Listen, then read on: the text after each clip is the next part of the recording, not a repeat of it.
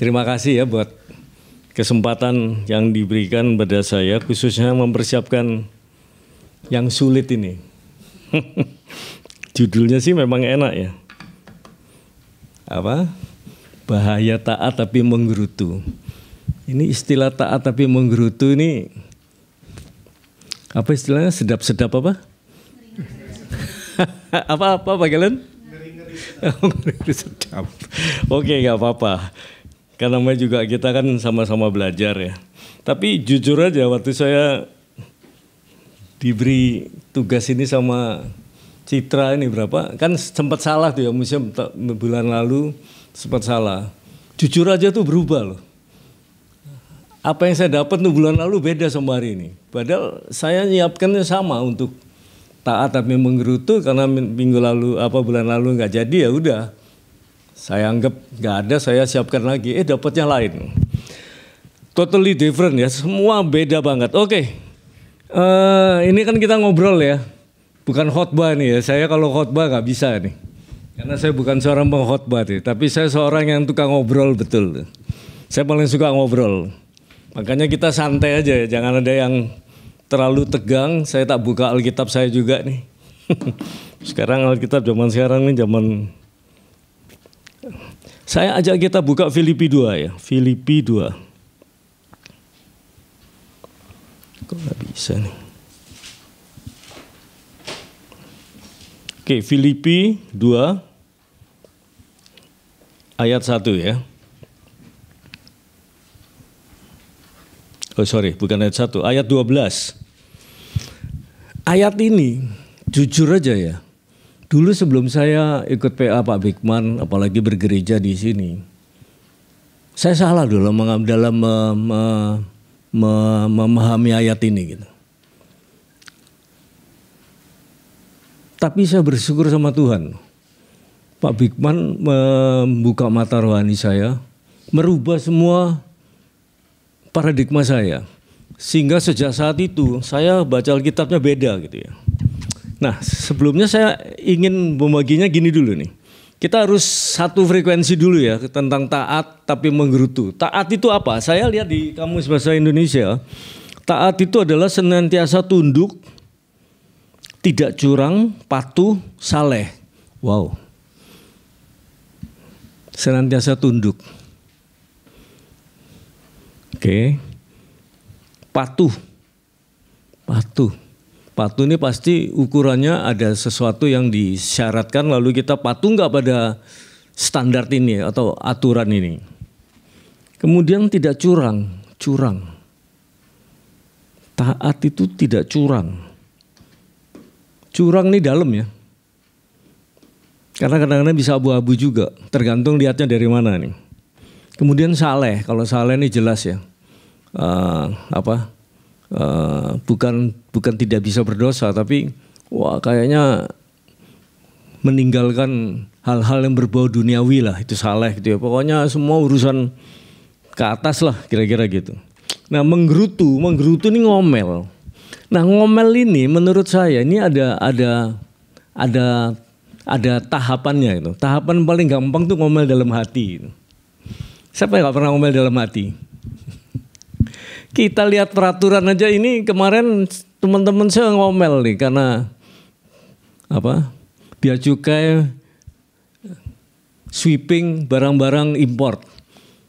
Ngomel dia bilang loh itu barang sebelum masuk di mana Glodok itu kan melalui bea cukai.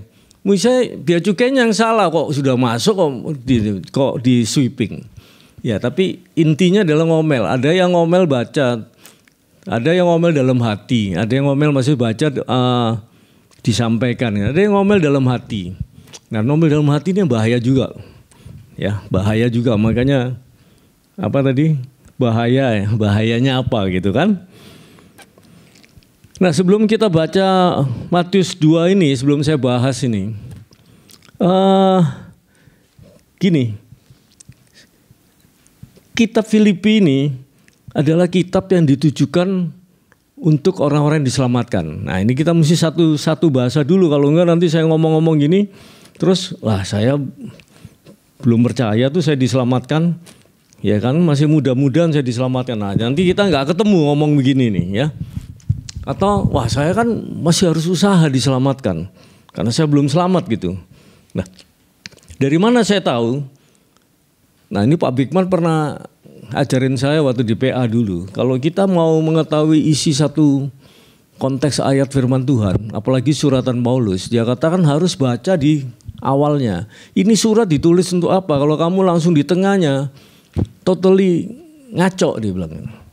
Nah, untuk memahami Filipi 2 ini penting kita tahu dulu Filipi 1 ini untuk siapa. Nah, saya baca di Filipi 1, kalian bisa baca juga ya. Ini kan jelas kalau ayat 1 dan 2 bilang dari Paulus, hamba Kristus, kepada semua orang kudus. Nah, dalam Kristus Yesus di Filipi dengan para penilik jemaat dan diaken. Kita semua ini orang kudus gak? Kita satu frekuensi dulu. Kita ini orang kudus gak sih? Kudus. Orang kudus atau orang dikuduskan? Ini dua hal berbeda loh. Kita ini orang suci, benar, atau orang yang disucikan atau dibenarkan? Disucikan dan dibenarkan ya. Jadi konteksnya kita harus sama dulu. Jangan berpikir kita ini kudus karena ini bicara kudus lalu kita ini wah kebal. Enggak, kita ini dikuduskan, dibenarkan, disucikan. Pada dasarnya manusia itu adalah berdosa kan Roma bilang. Semua orang telah berdosa dan telah kehilangan kemuliaan Allah. Kemudian ayat 2 bilang kasih karunia dan damai sejahtera dari Allah Bapa kita dari Tuhan Yesus Kristus menyertai kamu. Nah, jadi kesimpulannya kitab Filipi ini kalau sekarang saya mau bahas ini, ingat ya. Saya berasumsi atau apa yang saya katakan ini asumsinya atau acuannya. Saya anggap kita semua ini disucikan dan dibenarkan. Artinya orang yang disucikan dan dibenarkan sudah pasti diselamatkan. Makanya kan dibilang ayat 2 karena kasih karunia dan damai sejahtera. Karena hanya oleh kasih karunia kita diselamatkan. Kalau istilah Pak Bigman lebih serem lagi. Kasih karunia tidak mengenal kamu ini benar atau tidak benar. Wah itu juga memberkati saya. Ya jadi kita ini disucikan, kita dibenarkan, kita diselamatkan bukan karena kita baik intinya itu. Ya makanya jangan ada satu orang pun yang menganggap waduh saya ini dibenarkan, saya disucikan tuh karena saya ini memang dasarnya baik loh, orang tua saya Kristen. Dari kecil saya sekolah minggu, bukan itu dasarnya. Dasarnya karena kita ini gak ada yang benar, gak ada yang baik. Tapi Tuhan menyelamatkan kita, menyucikan kita bukan karena kita benar atau baik. Waduh. Coba Anda renungkan ya. Nah kalau kalian udah renungkan waktu 1 detik, 10 detik ini. Baru sekarang kita masuk ya di poinnya. Ini tumben kok saya cepat sekali ngomong. Belum 1:30 udah ngomong. Emang gitu ya? Saya kira biasa 1:30 ke atas. Saya kaget di totonya udah siap. Emang kamu khawatir saya ngomong kepanjangan kali ya? Iya saya juga gak apa-apa. Saya kan bisa menyesuaikan. Kamu kasih saya segini ya saya segini. Segono ya saya segono. Oke ya, oke kita santai. Saya senang loh di sini nih suasananya santai gitu ya. Oke, mari kita sekarang baca Filipi 2 ayat 12. Mau ditayangkan atau enggak? Kalau enggak ditayangkan saya baca. Tayangkan. Ya saya tunggu. Oke, Filipi 2 ayat 12. Hai saudara-saudaraku yang kekasih, kamu senantiasa taat. Karena itu tetaplah kerjakan keselamatanmu dengan takut dan gentar. Bukan saja seperti waktu aku masih hadir, tetapi terlebih pula sekarang waktu aku tidak hadir. Jadi saudara sekalian, judulnya apa tadi? Bahaya taat tapi hati tapi menggerutu. Bahaya taat. Nah, jadi ini bicara taat. Ini ayat bilang saudara-saudaraku yang kasih, kamu senantiasa taat. Jadi maksudnya apa? Makanya tadi saya katakan, kalian tuh taat. Jangan kalau kalian tuh taat. Misalnya ada hari ini, saya nggak tahu. Anda yang jawab sendiri diri Anda. Kalau Anda hari ini taat, apalagi ada istilah taat buta atau taat buta ya. Pokoknya masuk sumur, terjun itu taat buta.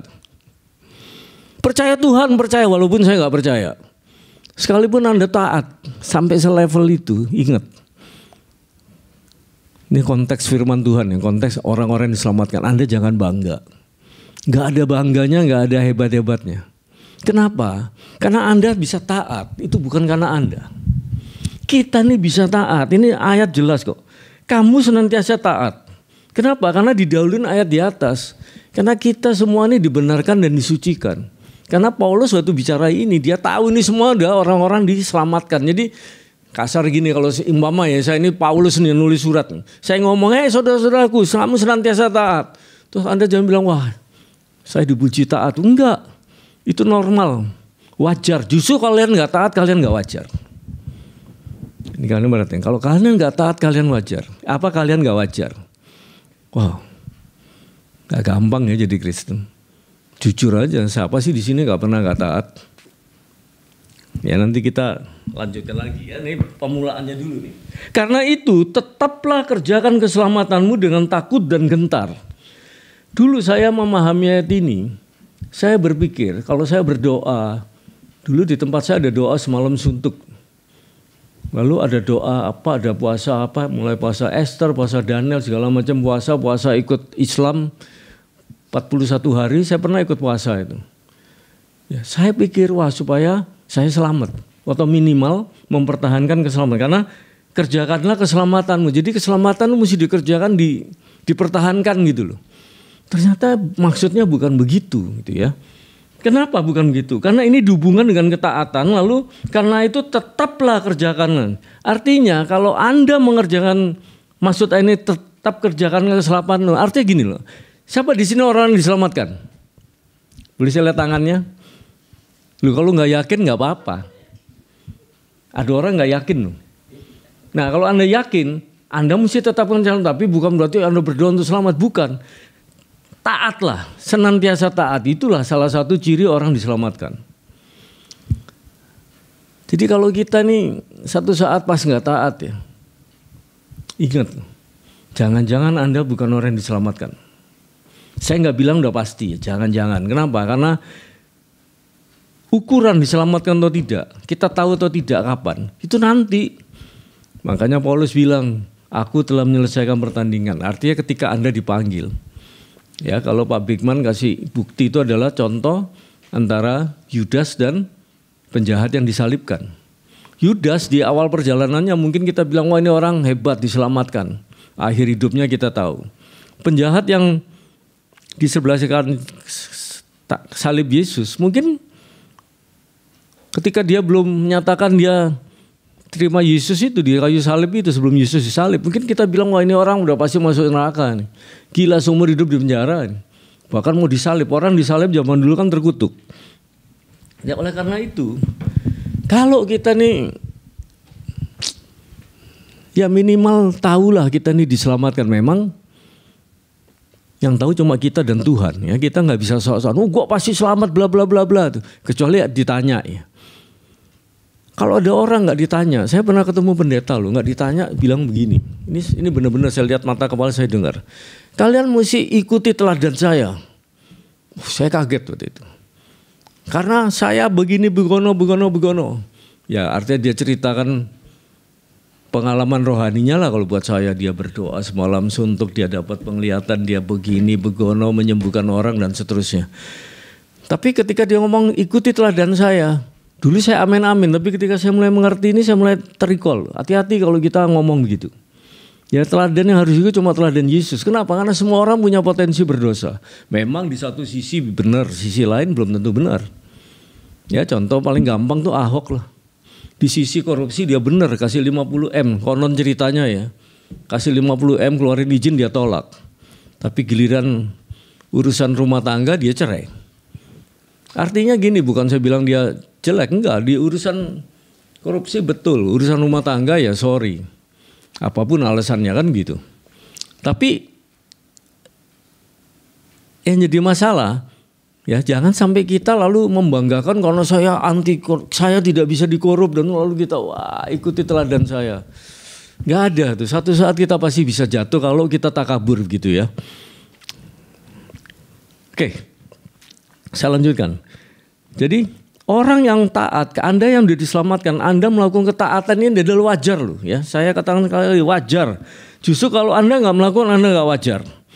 Kenapa? Karena itu adalah ciri-ciri mengerjakan keselamatan. Jadi kalimat kerjakan keselamatanmu ini adalah mengerjakan ciri-ciri orang diselamatkan. Ya paling gampang kalau ayat ini adalah taat.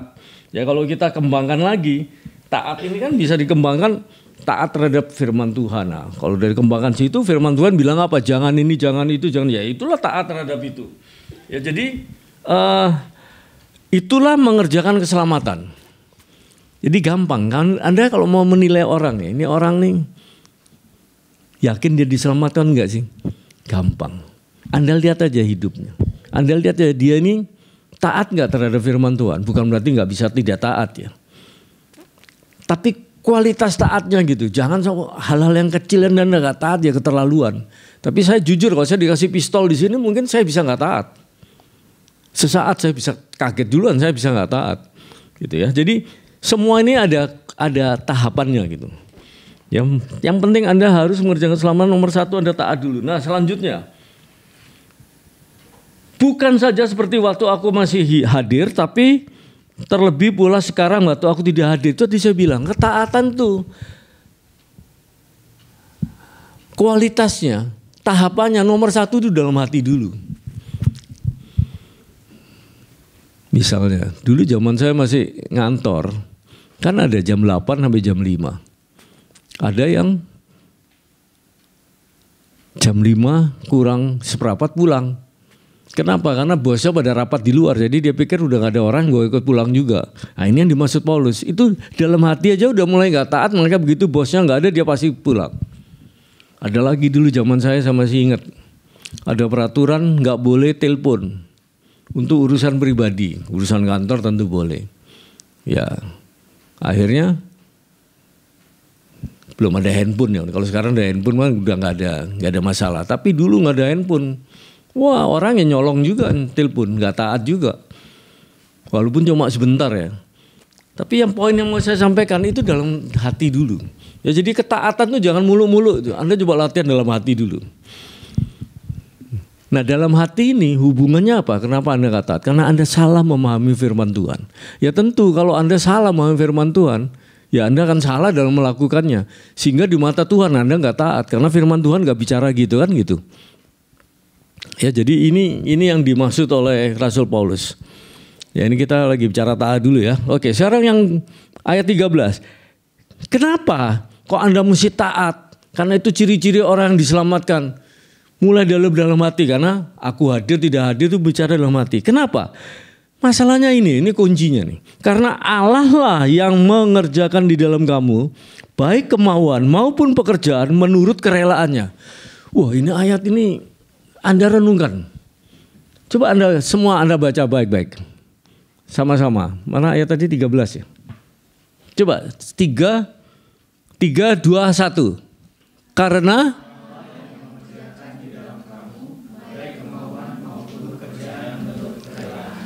Oke, nangkep ya. Sekarang saya mau tanya, free will itu ada nggak? Ada nggak free will? Artinya kehendak bebas kita, manusia kita ini. Siapa? Ajan misalnya, kamu punya free will, Ajan. Betul nggak kamu punya free will? Betul nggak kamu boleh melakukan semua sesuai free will kamu? Betul. Karena kalau kamu apa-apa nggak boleh, berarti kamu robot kan. Firman Tuhan bilang jangan, terus kamu boleh, berarti kamu robot kan. Ya, jadi kamu nggak boleh kan, mesti sesuai pilihan kamu ya, bebas melakukan kan. Citra, betul nggak yang dikatakan Ajan? Jadi kita boleh melakukan apa maunya kita kan, karena ini free will kan. Free will gitu kan? Atau teknik, menurut kamu free will itu apa sih? Free will kita manusia ya? Ya free will lah istilah free will. Bebas ada, tapi terbatas, nggak semua boleh bebas gitu.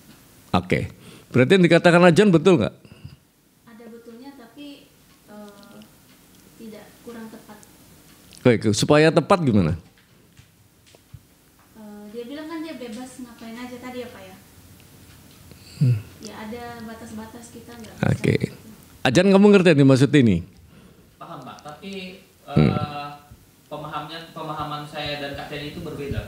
Pemahaman yang saya pahami mengenai free will adalah kekristenan sekarang menurut saya bukan pertanyaannya boleh atau tidak, tapi seperti yang dikatakan oleh Paulus, apa yang memuliakan Allah itu kan yang koridor free will, free will yang saya pahami. Oke, jadi kamu boleh melakukan apa saja menurut kehendak kamu kan? Itu free will yang kamu pahami. Ya, tapi balik lagi, apakah itu memuliakan Allah atau tidak? Ah, berarti bukan free will murni dong.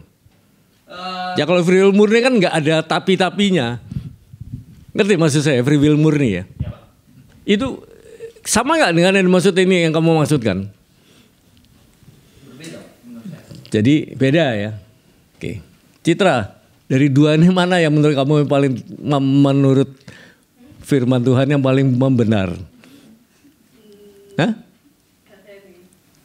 Teni. Kenapa? Ya karena kita memang Oke. punya batasan itu. Oke. Berarti nggak murni free will. Jadi manusia kita nggak punya free will murni ya? Sorry, adiknya Ajan tadi itu siapa di sini? Junah. Saya. Maaf loh, saya bukan apa, sorry. Saya sekarang suka lupa loh. Faktor U kali. Hah? Saya bukan adik Bang Ajat. Junah kan? Adik Bang Ajat, Afu Bang. Afu mana? Di sana. Oh, oke. Ya Junah. Kan kamu dengar pendapat dia. Nah kamu wasit terakhir tuh. Menurut kamu apa yang mana yang paling benar dari tiga atau kamu punya pendapat lain? Saya punya pendapat lain, Pak. Apa pendapatmu? Sesuai konteks. Ketika free will itu kita bahas hanya kita sebagai human being, menurut saya kita bebas melakukan apapun. Kita human being ya Pak. Di luar kita sebagai latar belakang kita sebagai orang yang sudah diselamatkan. Tapi ketika kita masuk konteksnya adalah free will, ketika kita sudah masuk bahwa kita adalah orang yang sudah diselamatkan atau adalah orang Kristen, berarti free will kita itu memang kita bebas melakukan apapun dengan batasan. Karena kita orang yang sudah diselamatkan, batasannya ada. Berarti ada batasan. Kalau ada batasan sama dong, dia ada batasan. Berarti bukan pendapat beda dong, pendapat kamu sama. Makanya saya tambahkan tentang konteksnya tadi Pak. Oke. Ketika cuma saya sebagai human being, saya bebas dulu. Gini ya, ini ayat ini luar biasa loh. Saya dulu nggak ngerti loh. Tapi ini ayat membuka mata saya. Ini free will orang Kristen ini. Kenapa? Sesungguhnya ini kembali lagi, maka saya katakan kita mesti tahu dulu apa yang dimaksud Filipi. Filipi ditujukan pada kita kalau kita orang Kristen. Kalau bukan orang Kristen, betul aja. Bebas, kamu mau apapun bebas. Kita manusia, kita bukan robot, benar. Tapi kalau orang yang diselamatkan, maksud orang Kristen, sorry bukan orang Kristen ada juga yang nggak diselamatkan sih. Ini maksud orang yang diselamatkan, ya karena kita Filipi untuk orang-orang kudus ya, yang diselamatkan. Ini free will. Sebetulnya yang kamu lakukan semua itu bukan kehendak kamu. Kan jelas ini. Allah lah yang mengerjakan dalam kamu baik kemauan maupun pekerjaan menurut kerelaan hatinya. Jadi kerelaan hatinya mau mengerjakan apa ditaruh dalam hati kamu. Betul gak ini ayat kira-kira gitu bahasa Indonesia? Betul gak Pak Gelen? Apa saya salah Pak Gelen? Allah lah yang mengerjakan. Jadi Allah yang menaruhkan kan kita mau apa? Maksud saya inisiatif. Betul gak? Ini inisiatif kan Allah. Anda mau ngakuin apa dulu? Kalau saya paham ini loh, Allah lah yang punya inisiatif ditaruh dalam hatimu untuk orang-orang yang percaya Tuhan. Kenapa? Loh kita kalau percaya Tuhan ada Roh Kudus. Ya malah tentunya Roh Kudus lah yang menaruh ini. Kan ayat kalau mau tanya ayatnya lagi Yohanes 17. Roh Kudus yang mengisahkan dunia akan dosa. Artinya apapun pekerjaan yang baik yang dilakukan manusia pasti itu disahkan oleh Allah. Allah lah yang mengatur. Jadi bukan kehendak kamu. Siapa yang di sini sudah terima Yesus? Pasti semua kan? Ketika Anda terima Yesus karena kamu bukan? Karena kamu baik, karena kamu yang pilih bukan? Bukan. Karena Allah lah yang mengerjakan dalam kamu. Itu untuk orang Islam. Jadi nggak ada cerita. Kita tuh bisa berbuat baik, kita bisa begono, bisa taat. Ya itu karena hebatnya kita. Nah ini yang paling penting ya. Nah kalau udah ngerti gini enak nih. Udah ke depannya enak. Soal menggerutu itu gampang. Jadi artinya gini loh. Ini ayat ya saya pahami ya. Terutama ini loh. Kerelaannya ini. Dalam hidup ini kan ada ayat bilang. Allah memperhadapkan pada kamu mati dan hidup, berkat dan kutuk, atau istilah bahasa sehari-hari kalau saya hal yang baik, mengetahui yang baik dan yang jahat, kan gitu. Nah, ketika Anda bisa mengetahui yang baik, itu karena kamu bukan? Bukan, karena Allah. Ketika kamu bisa melakukan yang baik karena kamu enggak? Bukan, untuk kita yang udah diselamatkan. Karena Allah yang mengerjakan dalam kamu. Oke. Sekarang ketika kita nih misalnya, pernah dong walaupun kita nih udah diselamatkan, punya Roh Kudus sekalipun, sembayang doa nggak pernah lupa sekalipun, tapi pernah kan kita sekali-sekali tidak melakukan hal yang baik loh. Artinya yang baik loh menurut Tuhan ya. Bisa nggak? Bisa, karena Allah nggak rela waktu itu. Tapi bukan nggak rela, sorry. Maksudnya nggak rela itu bukan Allah sengaja nggak rela, nggak, sama Allah dibiarkan. Jadi kalau kita berbuat yang jahat, bukan berarti Allah yang merencanakan, enggak loh. Saya kasih tahu ya, kalau Allah nggak memberi sesuatu yang baik dalam diri, kita pasti melakukan jahat. Kenapa? Pada dasarnya hakikatnya manusia itu dosa. Jadi kalau Allah diemin, pasti kamu milih yang jahat. Anda nanti renungkan. Ya kalau Anda nanti malam tidur, Anda lihat satu harian. Wah, saya melakukan yang baik A, B, C. Tapi yang itu saya melakukan jahat. Aduh, kenapa ya? Itu bukan karena apa-apa. Allah didiemin sama Tuhan. Tapi bukan Tuhan jahat. Seringkali Tuhan mau mendidik. Ya sama kan kalau anak saya. Selalu saya tuntun. Cucu lah, sekarang anak udah gede. Cucu lah. Tiba-tiba dia pegang yang kotor. Kan sebelum pegang saya taplok dulu supaya dia nggak pegang. Tapi bisa nggak supaya saya ini nggak bahaya punya nih, dia pegang apa supaya dia tahu nih nggak boleh, saya diemin. Begitu dia pegang, nah baru kita ajarin tuh kan, makanya jangan pegang. Sama, ada saatnya sekali-sekali Tuhan kalau menganggap baik untuk Tuhan, Anda nggak dibiarkan. Makanya kan ada orang bilang, doa yang tidak dijawab adalah doa yang dijawab. Betul ya, Ten? Doa yang tidak dijawab adalah doa yang dijawab. Artinya kamu berdoa sama Tuhan minta mercy, nggak dijawab sama Tuhan. Bukan Tuhan nggak menjawab mercy, enggak, Tuhan jawab. Apa jawab Tuhan? Kamu salah minta mercy, makanya nggak gue beri. Tapi Tuhan kan di sorga didiemin. Ya nggak dikasih mercy kamu. Tapi manusia menganggap wah doa saya nggak dijawab itu salah. Kenapa? Karena ini. Nah kalau Anda udah ngerti gini ya. Saya sejak mengerti ini ya, saya sekarang senang dan bahagia sama Tuhan. Kalau dulu saya tuh merasa kalau ikut Tuhan tuh kayaknya aduh, saya mesti bayar harga lah, bangun pagi lah, mesti doa, kan dulu kita gitu. Teman saya bilang, kamu kalau nggak doa pagi, nggak seperti Tuhan, 1 jam minimal, pagi-pagi benar kata ayat. Yesus masuk ke mana? Sebelum matahari terbenam, Yesus pagi-pagi benar, Yesus berdoa di taman atau di mana itu ayatnya itu. Walau dia bilang, makanya kamu harus doa supaya Tuhan lebih mengasihi kamu. Waktu dia ngomong saya kaget, saya bilang, sorry loh saya bilang. Apa perbuatanmu bisa menambah Tuhan lebih mengasihi kamu? Oh iya dong katanya. Wah saya bilang ini udah salah lagi nih pengertiannya. Kenapa? Katanya kasih Tuhan sempurna. Sempurna itu apa? Kalau skala 1 kan 10. Kita berdoa apakah kasih Tuhan menjadi 11? Menurut saya nggak bisa. Ya tetap aja 10.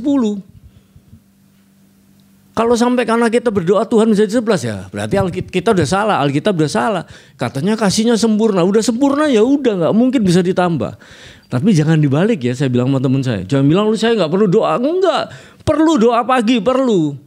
Nggak apa-apa kalau kamu memang dikasih Tuhan bangun doa. Tapi motivasinya jangan supaya Tuhan lebih mengasihi kita. Salah itu motivasinya. Itu motivasinya menurut saya kalau kita berdoa gitu. Kita nggak beda sama orang hukum Taurat. Melakukan itu karena ada tujuan. Bukan, Tuhan sudah mengasihi kita. Jadi kita perlu berdoa. Perlu pagi. Perlu kalau Tuhan taruh dalam hati bangun. Karena Tuhan yang mengerjakan kan ayat tadi.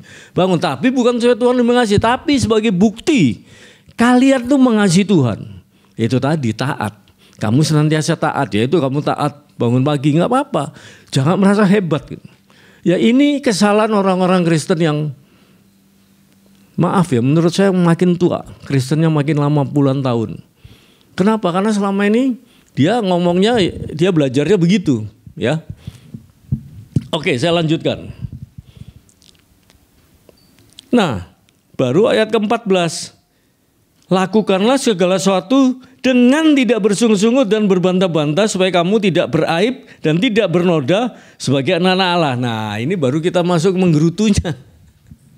Ya katanya kalau kamu sudah bisa taat, kamu harus lakukan dengan tidak bersungut-sungut. Lalu jangan hebat, wah saya gak pernah. Bukan itu hebat. Udah sewajarnya, karena kamu memang taat itu udah sewajarnya. Sehingga kamu tidak bersungut-sungut juga sewajarnya, jangan merasa hebat. Justru kalau kamu bersungut-sungut, bahayanya itu udah simpel banget. Udah tertulis di sini. Aib tiada beraib, kamu tidak akan beraib. Kalau kamu bersungut, kamu akan menjadi celal. Ya, hari ini bukan satu hal yang rahasia umum kan, pendeta CK7 sekian puluh miliar, anaknya sekian puluh miliar juga, yang bapaknya ini menurut viral yang saya dengar di YouTube 150 miliar disetor ke Indosuria, anaknya 50 miliar disetor ke, ngomongnya sih ke UOB tapi masuknya ke kantong. Ya, persoalannya bukan soal itu uang hilang atau nggak hilang, itu belum dibuktikan. Tapi yang pasti udah salah. Tahu salahnya di mana? Ketika Anda tuh mau berusaha, itu harus ada izinnya dulu. Nah, dia melakukan usaha, bikin PT, izinnya berdagang, bahan kimia kalau nggak salah. Tapi kok sekarang keuangan, nah di situ salahnya. Nah, itu tadi saya bilang dia tidak taat. Ketika dia tidak taat, nah inilah jadi celah, jadi aib, jadi noda. Ya. Kenapa kok kita harus taat?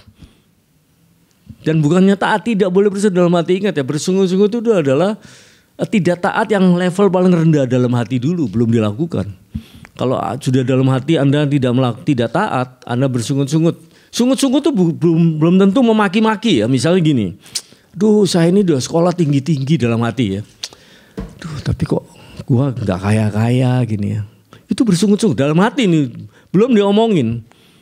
Ah ini ada kesempatan nih. Wah nikung-nikung dikit, lalu pakai ayat. Duh nggak apa-apa, kan yang penting nggak ada saksi. Karena kan kalau di Alkitab apa-apa mesti ada saksi. Mulai lakukan. Ini sama kayak begini-begini nih, kayak pendeta-pendeta yang tadi saya bilang CK7. Itu dimulai dengan dia merasa, wah gue ini sekolah tinggi-tinggi, gue jadi hamba Tuhan setengah mati, berkorban banyak, tapi kok begini-begini aja. Nah akhirnya mulai bersungut-sungut. Dalam hati akhirnya dia jadi melakukan perbuatan yang tercela. Nah kenapa kok gak boleh? Ingat loh, karena kita nih hidup di zaman angkatan yang bengkok ini. Ya Anda nih suka nggak suka, kalau Anda nggak melatih, apalagi ya maaf ya, ini saya harus ngomong khususnya pada anak-anak Mika nih ya, yang baru anak-anak Mika lah, ya yang usianya paling tinggi nggak ada di atas 35, bener kan? Ada Pak. Hati-hati loh, karena saya ini kan pernah seusia kalian, saya ini kan pernah juga korban bersungut-sungut. Ayah saya dulu tuh saya keluar dari Surabaya bilang apa sama saya? Kamu sekolah tinggi, yang benar, jujur, jujur, benar, jangan menyimpang ke kanan dan ke kiri. Ayo kerja yang benar, Tuhan berkati. Saya lakukan. Ya karena saya di perut kan sudah Pantai Costa, mama saya Pantai Costa. Saya lahir di perut mama saya udah Pantai Costa. Saya lakukan kerja keras, belajar segala macam. Begitu saya kerja, waduh kok gak naik-naik pangkat, berarti saya udah jujur. Gelisah loh saya. Hari ini saya harus bertobat sama Tuhan, dan saya udah bertobat sih. Karena saya bersungut-sungut. Saya pikir ketika saya nanti wah saya pasti naik tingkat, saya pasti kaya. Saya lihat teman saya tuh sama-sama kuliah di IPB. Wih, dia mah gak lebih dari saya lah. Saya gak bilang lebih bodoh ya. Gak lebih dari saya. Saya 2,8. Di sini kan saya lihat banyak yang 3,0 ya lulusnya. Saya cuma 2,8. Teman saya sama di bawah 3. Loh, tapi dia hari ini lebih kaya dari saya loh. Dia bukan Kristen ya. Islam. Wah, saya pernah cemburu dulu dalam hati, sialan. Gue dulu lebih kaya, bapak gue bilang kerja bener, saya kerja udah bener nih. Memang saya dapat penghargaan, tapi saya nggak kaya. Saya pernah jadi the best salesman di Astra, di tempatnya yang ketemu Pak Bigman. Di Traktor Nusantara, saya bagian sales Pak Bigman spare part. Saya the best salesman. Tapi setelah saya keluar tuh, kira-kira saya habis kawin umur 35-an gitu. Saya lihat teman saya tadi saya bilang tuh yang Islam, dia lebih kaya dari gua loh. Dulu juga sama, gak lebih 2,8. Saya sempat pernah menggerutu dalam hati. Untungnya saya nggak sampai melakukan hal-hal yang keterlaluan. Saya nggak bilang saya nggak pernah gerutu, saya nggak bilang saya selalu taat. Waktu itu ya tentu saya pernah nggak taat lah. Ya saya juga diproses Tuhan. Saya tutup yang terakhir. Jadi yang harus kita pahami tentang judul apa? Bahaya taat tapi menggerutu. Satu, ingat kita ini adalah orang-orang yang diselamatkan. Jadi orang-orang yang diselamatkan konsepnya itu apa? Anda harus taat yang bukan Anda pikir kalau Anda taat itu adalah Anda mesti dapat bintang, enggak. Taat itu adalah perbuatan wajar. Justru kalau Anda nggak taat Anda nggak wajar. Kenapa? Karena Anda sudah diselamatkan. Ciri-ciri orang diselamatkan adalah mengerjakan keselamatan. Artinya ciri-ciri orang selamat itu apa? Taat, ya itulah kerjakan. Ya, karena Anda sudah diselamatkan, Anda nggak usah pusing, wah saya nanti diselamatkan. Anda sudah diselamatkan. Jadi bukan untuk mempertahankan lagi, sudah diselamatkan ya udah. Kasih Tuhan kan sempurna, udah 10 ya udah. Tinggal Anda melakukannya sebagai apa? Bukti ucapan terima kasih. Nah itu. Ya makanya untuk teman-teman di Mika itu yang saya pegang. Saya melayani di Mika bukan supaya saya hebat, enggak. Tapi sebagai bukti ucapan syukur saya.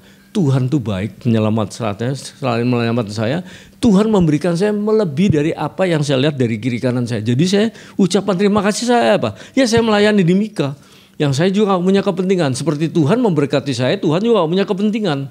Tuhan gak melihat saya baik atau enggak. Sama, saya melayani di Mika, saya gak melihat apakah kalian ini saudara saya, kalian baik atau enggak baik. Wong yang maki-maki kita aja juga kita layanin kok. Ya di pelayanan Mika. Jadi itu kesimpulannya ya. Yang kedua, Anda takut berbuat salah itu harus dimulai dari hati. Ya. Takut berbuat salah dimulai dari hati. Jangan ketika Anda udah ketangkep baru Anda takut, udah terlambat. Dalam hati dulu. Kalau Anda steady melakukan apa secara steady itu steady itu apa? Konsisten, maka nanti Anda akan melakukan ketaatan dengan tanpa Anda harus kerja keras, Anda otomatis taat. Kenapa? Karena tadi ayat itu loh, free will yang ada dalam diri Anda itu yang menyebabkan Anda taat ya. Jadi kalau Anda bisa taat, ingat loh, bukan karena Anda hebat. Karena Allah sudah memberikan free will-nya Allah. Ya bukan free will kita, free will Allah itu adalah ketaatan sesuai dengan patokan firman-Nya. Bukan yang seenak-enaknya aja gitu ya. Nah lalu yang terakhir, yang ketiga, kesimpulannya, Anda melakukan apapun juga, jangan sekali-sekali menggerutu. Kenapa? Karena orang yang menggerutu itu bukan ciri-ciri orang diselamatkan. Kan ada ayatnya, dalam segala hal ucapkanlah syukur. Ya ketika doa Anda gak dijawab, itulah doa yang dijawab. Kalau Anda mengerti semua itu, kenapa? Karena itu tadi, Allah lah yang mengerjakan dalam diri kamu. Udahlah, Anda menjadi orang yang paling bahagia. Saya harus tutup dengan satu statement saya. Saya bersyukur sama Tuhan hari ini, menurut saya, selama saya hidup, hari ini saya umur 67 tahun, lebih 1 bulan mungkin. Selama saya umur ini, saat paling bahagia saya adalah hari ini. Kenapa? Karena saya mengerti banyak bagaimana Tuhan mengasihi saya, bukan karena saya baik, bukan karena saya hebat, bukan karena saya melayani Tuhan, tapi satu. Kasih Tuhan sangat sempurna dan saya seringkali gak bisa mengerti. Kenapa kok Tuhan mengasihi saya? Ya makanya saya membalasnya. Bukan hanya berdoa ke gereja, itu udah pasti, itu wajar. Saya gak menganggap itu suatu kelebihan. Tapi saya membalasnya dengan melakukannya pada orang-orang yang mungkin hari-hari ini belum merasakan apa yang saya rasakan. Ya karena umur saya udah 67. Makanya saya salah satu sarannya adalah di Mika. Ada di Ngabang, karena Ngabang Mika visinya adalah anak-anak yang namanya juga anak-anak pasti umurnya di bawah 35 lah. Kalau udah 35 ya namanya dewasa kan gitu. Karena saya juga mau ngucap syukur karena makanya saya membalas pada anak-anak. Karena seumur saya dan juga karena saya lihat anak-anak saya lihat cucu saya menganggap Tuhan sangat mengasihi mereka. Bukan karena mereka baik juga, bukan karena mereka anak saya atau cucu saya. Lalu karena bapaknya melayani, enggak. Tapi Tuhan mengasihi mereka, saya juga heran kenapa Tuhan mengasihi mereka luar biasa. Dan saya sangat bersyukur. Karena buat saya semua ini udah cukup. Saya udah doa saya pada Tuhan, Tuhan semua ini udah cukup yang saya rasakan. Saya nggak minta apa-apa lagi. Saya lihat anak saya begini, cucu saya begini, istri saya begini, semua saya rasa saya udah cukup. Ya, jadi apa yang saya lakukan ini, saya untuk mengucap syukur pada Tuhan. Itu yang bisa saya sharingkan hari ini. Kiranya ini boleh jadi berkat buat kalian dan biarlah nama Tuhan dipermuliakan senantiasa. Amin.